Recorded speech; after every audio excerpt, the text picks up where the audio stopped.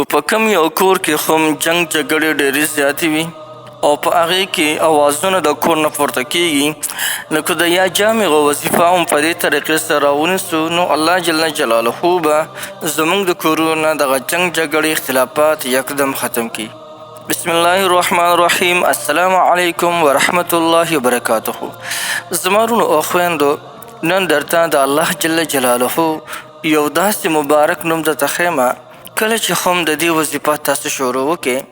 نو زموږ په کورونو کې چې هر څومره اختلافات وي، الله جل جلاله به د دې وظیفې په برکت سره هغه تمام اختلافات ختم کړي. یو امن، سکون، قرار او اطمینان به الله جل جلاله په هغه کورونو کې پیدا کړي. زموږ عزتمندو،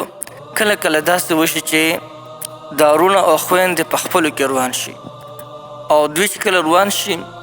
نو بیا دوی په نسو خبره باندې یو خبره باندې کوي او جګړه کوي.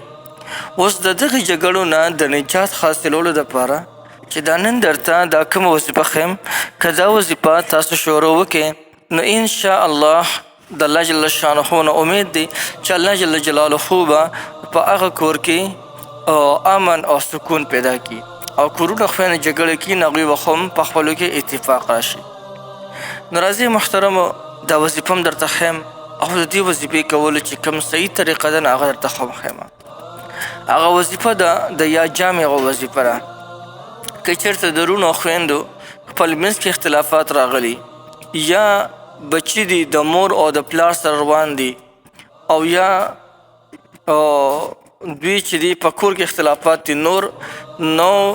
که موږ غواړو چې د دوی په خپل منځ کې اتفاق راشي، اختلافات یې تمام ختم شي، نو د دغې کور چې کوم مشر وي هغه مشر دی د یا جامع وظیفه راونیسي،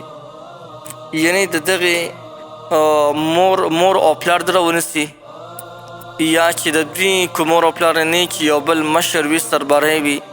نو هغه د یا جامع وظیفه راونیسي په دې غرض سره چې د دغې وروڼو خویندو دی په خپل منځ کې اتفاق راشي، اختلافات دې ختم شي.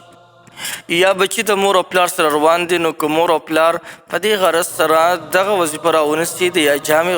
نو انشاءالله د دې وظیفې په برکت سره به د بچي هم د خپل مور پلار سره روغ شي او تمام اختلافات به الله جل جلاله ختم کړي. خو کله چې دا وظیفه کوي نو ځان سره دی ذهن کې دا خبره لږ شاندې حاضره ساتي چې دا وظیفه زه دې دپاره کومه چې زموږ د بچو د په خپل منځ کې اتفاق راشي، یا زموږ د کور دننه جګړې دي، جنګ جګړې ډېرې زیاتې دي، اختلافات دي د یو شکل په بل باندې بدلېږي، د بل په بل باندې بدلېږي، نو دغه تصور دی کوي چې د دوی خپل منځ کې اتفاق پیدا شي، دغه خیال دې ځان ته راولي او دا وظیفه یې پابندۍ سره کوي په کثرت سره، یعنې څه تعداد دې ولا مقرر کوي نو ښه ډېر دې کوي